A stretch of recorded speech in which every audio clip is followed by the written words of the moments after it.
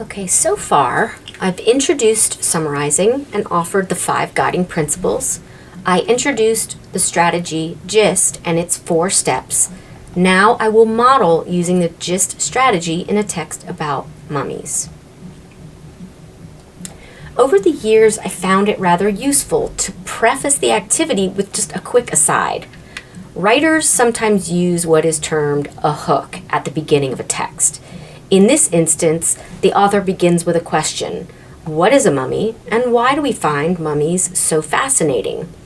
This short section is interesting, and the author is trying to enter the topic at hand, get your attention, and make you want to keep reading.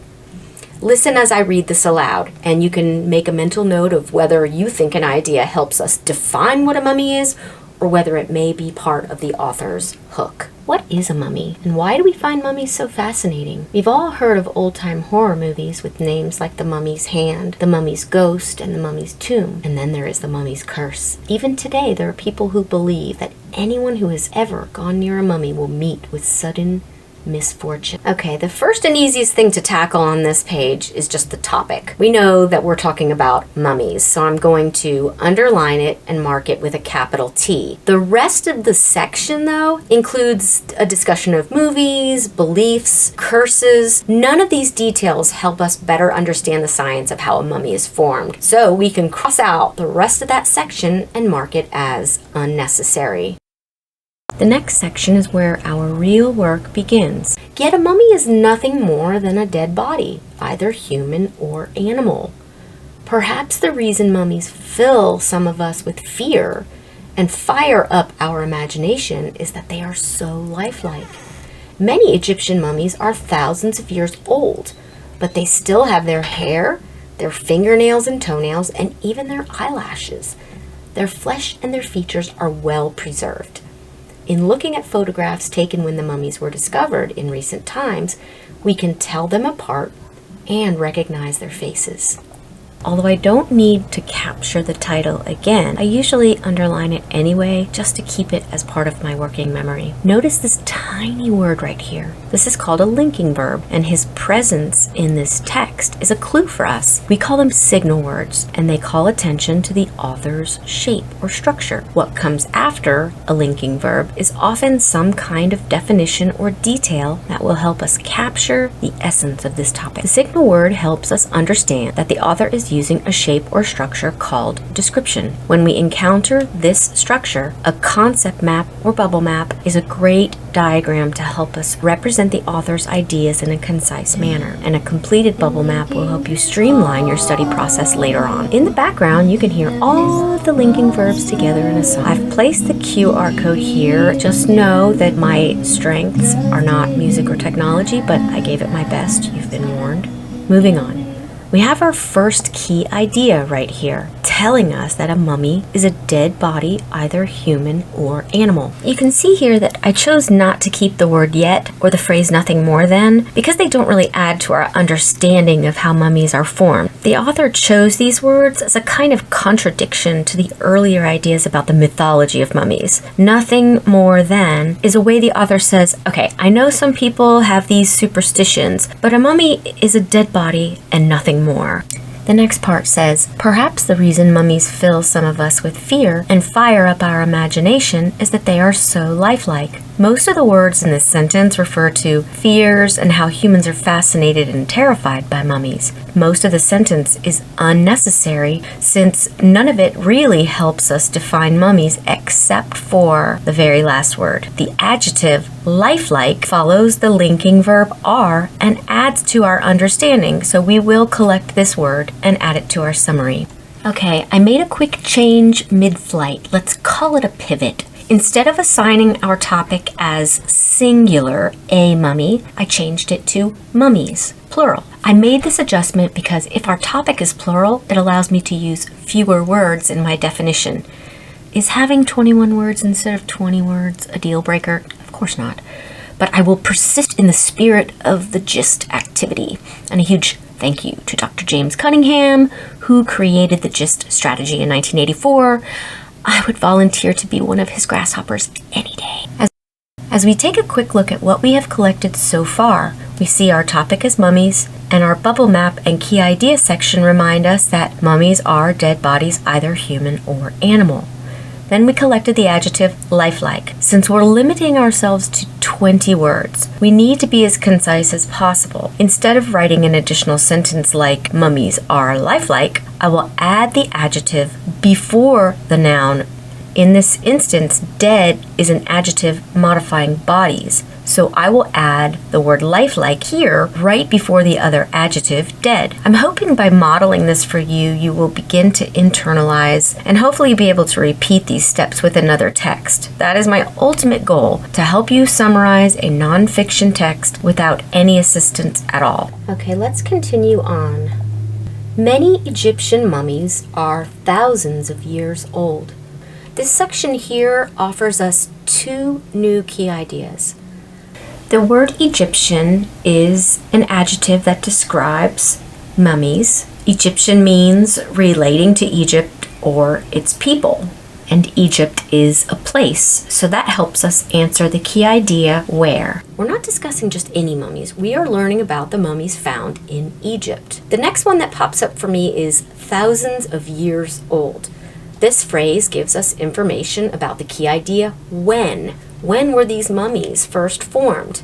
The phrase thousands of years old was sort of vague, and I wasn't able to answer the question, how old is the oldest mummy? So I looked it up. The earliest man-made mummy is thought to be from the Chinchorro people of Chile in South America, from like 7,000 years ago. That makes the Egyptian mummies look like babies in the world of radiocarbon dating. I also learned that the oldest mummy made by nature was formed around 9,000 years ago, right here in the USA. The Spirit Cave mummy was formed by nature because the cave where the tribesmen perished was very hot and very dry. In case you're wondering, I created this slide with a Venn diagram to show you how, if you were reading a text about the difference between the Egyptian mummies and the Chilean mummies, you would use this Venn diagram to show that the author is using a shape or a structure called comparison contrast. The modern world continues to be fascinating, but very sad. The Shoshone tribe fought for 20 years against the United States government to get this Spirit Cave mummy returned to the sacred ground of the tribe. It was DNA analysis that helped them, because the analysis showed very clearly that the mummy was directly related to members of the tribe who are alive today. And the Shoshone are also still fighting the government because the sacred land is home to a gargantuan amount of lithium, which is used to make modern batteries. Money and power once again continue to rule our country with an invisible hand. I will be praying for the Shoshone people. But whatever mummies we discuss, they are all considered to be part of an ancient world. Every few minutes I like to regroup. Let's take a look at what we have so far for our 20-word summary. We have so far mummies are lifelike, dead bodies, either human or animal. These last few sentences have added two new key ideas, Egypt and thousands of years ago. I have made the executive decision to transform Egypt into Egyptian and use it as an adjective and place it at the very beginning of the sentence. Now, mummies becomes Egyptian mummies. That is our new topic. Egyptian is an adjective describing mummies. Next, we have to deal with the thorny issue of our when key idea. We might do one of three things. Leave it as 1,000-year-old. We can use the word ancient in place of that phrase, or we might even add 3,500 BC to the end of our existing sentence. But just know, this is me being an overachiever. If you're in class and you're summarizing, your teacher is not going to expect you to go to the web and find out it was 3,500 BC when Egyptian mummies were formed. Summarizing isn't an exact science, and there are a few different acceptable ways to summarize this text. And here, for the sake of being concise, instead of using 1,000-year-old dead bodies, I've changed this to ancient. But let's keep going. Okay, the first word that stands out for me is have. It's a linking verb. What's after the word have? They have what? Hair, fingernails, toenails, eyelashes. You're probably saying, yes, this is great. This detail is amazing. However, keep in mind, we only have 20 words to record a summary of the entire text. Several nouns in a row, separated by commas, feels very listy to me. Let's skip right to the next sentence, though, because the author helps us out, gives us just the right word, features. All of these individual details fit so nicely below features. So, their flesh and their features are well preserved. This second step of the GIST strategy has been brought to you by the squirrels in my backyard. Many students are not fans of this last sentence, and rightly so. Their flesh and their features are well preserved. THEIR, there, is a possessive pronoun. It takes the place of mummies. So if we put these elements back into the sentence, it would read, the mummy's flesh and the mummy's features are well preserved.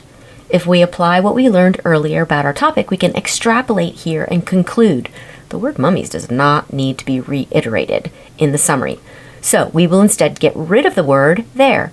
Remember, these micro decisions happen much quicker in the mind of someone who is good at summarizing. We're drawing it out here to help you better understand and internalize these tiny decisions I'm making as I move through the process. Just know when you get better at this, you'll be able to do this with your mind and you won't need all of these supportive images and transitions. So we kept flesh and features are preserved. And the word well just modifies preserve, so we don't really need that one. It's unnecessary. And here's a big jump, so stay with me. Flesh and features are words that are referring to the body. If we say the bodies are preserved, it's the same as saying the flesh and features are preserved. I always keep these words in my bubble map because they offer rich detail I can study later on, but for the sake of our summary, we can delete these as repetitious because the word body covers these. For my key idea how, I've narrowed it to preserved. Since my goal is to summarize how mummies are formed, the word preserved is an amazing find. This word begins to unfurl our new understanding of how mummies are still recognizable after thousands of years.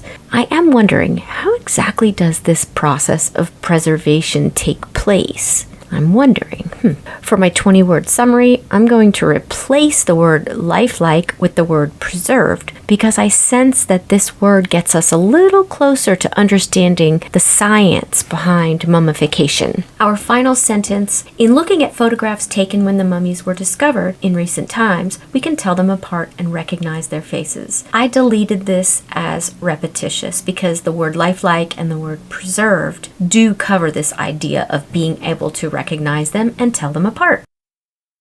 Our next section reads, a mummy, of course, is a dead body that has been preserved, either accidentally by nature or on purpose by humans. Without preservation, dead animal matter usually decays very quickly. This is true of plant matter too. A dead bird or cat, a piece of rotting fruit can show us some of the stages of decay. Decay is caused by bacteria. These microscopic organisms break down the tissues of once living things, returning them to nature in other forms.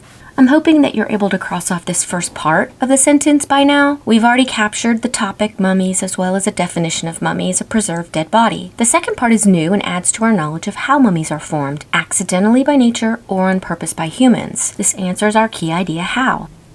The next section helps us understand the process of decay. In order to better understand preservation, the author wants us to gain insight into what customarily happens in nature. While this information is definitely scientific in nature and explains decay, it is an example of what does not happen. I record the information about decay on the side of my bubble map and then add to my key idea by noting that preservation prevents decay. The rest of the section can be deleted as unnecessary. So my summary is a little clunky, but I know that's going to work itself out over the next slide or two. Egyptian mummies are preserved ancient dead bodies, either human or animal, formed by nature or by humans by preventing decay. Yeah, I know. The next section reads, "But sometimes nature springs a surprise or two on us. One such surprise took place long ago in the vast North African desert country of Egypt. Before the beginning of recorded history, perhaps 7 or 8,000 years ago, people began to settle on the banks of the Nile River, which runs through the Egyptian desert. The ribbons of well-watered land that bordered the Nile provided precious soil for growing food crops." So I'm going to collect North African desert. Gives us a little bit of clarification for our where key idea. I didn't keep any of the rest of this section of the text because I felt like it was repetitive. Nature springing a surprise is the same as saying that mummies were formed on accident by nature. Before the beginning of recorded history, where it talks about time, we've already had a discussion about that and recorded it in our key ideas. And the last section talks about the area near the Nile River where they did not bury their dead. So that part is unnecessary. So, in selecting a place to bury their dead, the Egyptian farming people avoided the river shore. They chose instead the hot, barren sands that lay beyond it. The people dug small, shallow graves. Usually they buried their dead in a crouched position. They placed them on their sides with their knees drawn up to their chests. That way their bodies took up as little space as possible. So I deleted the first sentence as unnecessary because it discusses where the people did not bury their dead. I kept the hot, barren sand as part of my how key idea. The next section talks about the graves themselves, the position in which they were buried, etc., and I marked that as unnecessary and deleted it. The Egyptians hoped that in some magical way the dead were not really dead. Perhaps their spirits lay beneath the sand along with their limp, unclothed bodies. Perhaps a spirit might wish to eat or drink just as the living did. So the families of the dead included some clay pots of food and jars of water in the shallow pit graves, and sometimes they added a man's favorite tool or spear of sharpened stone, a woman's bead of shell or bone, or a child's toy. The next page I deleted as well because this part discusses the process more from a spiritual perspective rather than the scientific physical aspect of mummification. The hot, dry sand of the shallow, unlined graves did an amazing thing. It preserved the bodies of the early Egyptians wonderfully well. Moisture helps bacteria in bringing about decay, and the human body contains about 75% water. By rapidly absorbing the body's moisture, the hot sand acted as a natural preservative. The skin and other organs dried instead of decaying, and the first Egyptian mummies were born. We already captured the idea of hot, dry sand, so we can cross that out as repetitious. I did collect shallow, unlined graves. I'm not sure if that'll end up staying and being a pivotal idea in terms of how they're preserved, but I can always delete it later on. I deleted preserve the bodies wonderfully well because we've already discussed that and it's already part of our bubble map and our summary. We know that moisture brings about the decay. That's repetitious. I did keep rapidly absorbing as a key idea. And finally, I kept first Egyptian mummies because this shifts our topic a little bit. We're no longer focusing on all Egyptian mummies, only the very first ones that were formed on accident by nature. Okay, I've updated my bubble map and my key idea slide. It's time to make some final judgments about the 20 words that will make it into my summary. The shift of our topic was a huge pivot for me because if our topic is the first Egyptian mummies, then we can let go of on purpose by humans because those were not the first ones. I also decided to bring a date back into my summary because ancient really no longer clarifies exactly when nature formed the first mummies. When we focus on the first mummies, some of the information on our bubble map just doesn't seem as significant. I think the phrase dead bodies is now kind of basic, and so I let go of it. Same with lifelike. I want our summary to contain only the most important information about the first Egyptian mummies. So I settled on the following. I restated our updated topic first. The first Egyptian mummies were preserved by nature around 3500 BC when hot, dry desert sand rapidly absorbed the body's moisture. When we reach the end of this activity,